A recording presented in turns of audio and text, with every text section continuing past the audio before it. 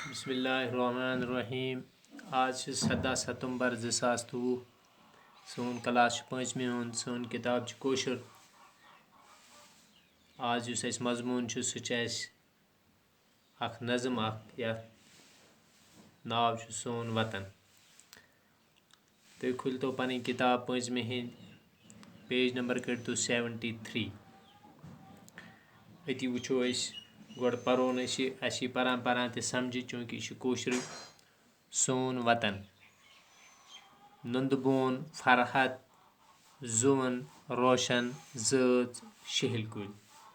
अत मज यी अस पाने समझ। नंदबोन गो असल, फरहत गई खुशी चाशनी, जुवन जू रोशन चमकदार, जच पता जच वन कशर पटी जचन, शहल कुल गई कुल शहचार। छु क्या नंदबोन ये सोन वतन, ये सोन वतन नंदबोन वतन। बे परो ये छु क्या नंदबोन ये सोन वतन, ये सोन वतन नंदबोन वतन। ये रोशन फिजा खुशबू हवा, जुवान जिंदगी जिंदगी हुन दवा। बलान दद फरहत युवान मंज दिलन, ये सोन वतन नंदबोन वतन। बलान दद फरहत युवान मंज दिलन, दद बलान दिलन मंज इवान सुकून आराम, ये सोन वतन नंदबोन वतन।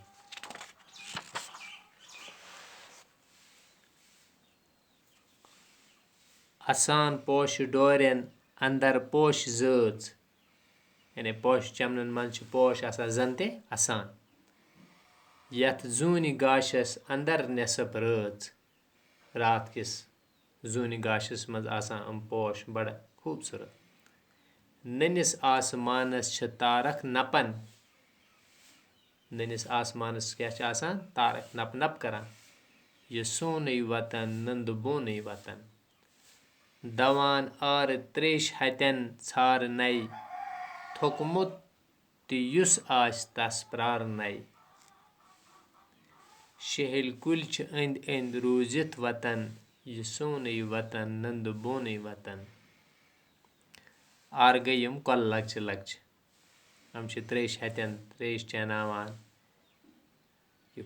म्यूठ मुदर आब इन कलन मज आसान, थकमित त्रावान इन कल बठन पे थक। च थजरन खसित कर तो बुन कुन नजर, च थजरन खसित कर तो बुन कुन नजर।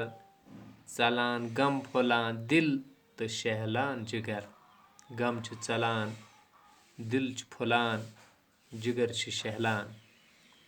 छ जन स्वर्ग हूर छलित तन त मन, ये सोन वतन नंदबोन वतन। छु क्या नंदबोन ये सोन वतन, ये सोन वतन नंदबोन वतन। वनान बुलबुलन गुल तो बुलबुल गुलन, गुल गो पोश बुलबुल छ जानवर ती छ। वनान बुलबुलन गुल, बुलबुलन को वना पोश तो बुलबुल गुलन, वना हमिन हम वना इमिन। क्या वना ये सोन वतन नंदबोन वतन। सोन वतन हस नंदबोन। कत्या तारीफ अत वतनस कर्मित अब्दुल अहद आजादन यम लिखम अस आय यह समझ कि पन्नस वतनस गस लोल बरुन। लोल बरुन मतलब गो सफाई थावन, पनुन ओंद पोक शुभरावन लुबरावन, गंदगी न वत पे त्रावन, आब पनुन गंद करुन, हवा पनुन गंद करुन, पनुन समाज अखलाक रित थावन, अकिस सत लड़ाई झगड़ न करन, दिल पन साफ थावन, अकार बकार अकिस बिकिस युन, मदद करन, ती इम नज़मि हुंद सोरी लुब लुबाब।